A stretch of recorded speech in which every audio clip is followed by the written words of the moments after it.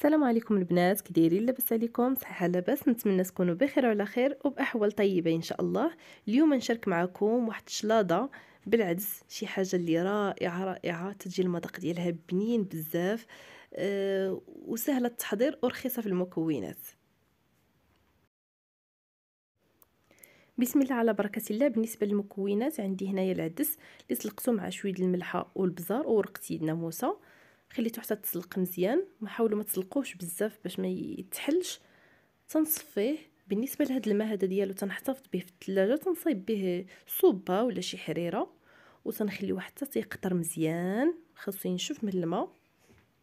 صافي ها هو من بعد ما قطر. عندي هنايا غادي نضيف عليه المايس، واحد العلبه ديال الذره. عندي هنايا مطيشه اللي قشرتها وقطعتها طريفات صغار. عندي خيزو، واحد خيزويه صغيره حكيتها في الحكاكه الرقيقه. شويه القزبر والمعدنوس وواحد البصله اللي شلتها رقيقه. وعندي هنا الملحه والبزار والحامض.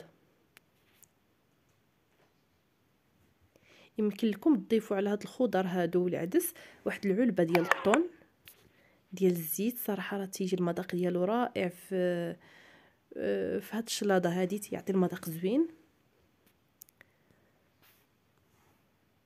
ودابا غادي نضيف شويه ديال زيت الزيتون ونعصر الحامض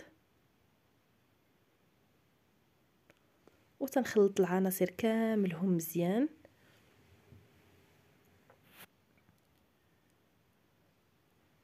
كما قلت لكم هاد الشلاضه راه تجي لذيذه بزاف.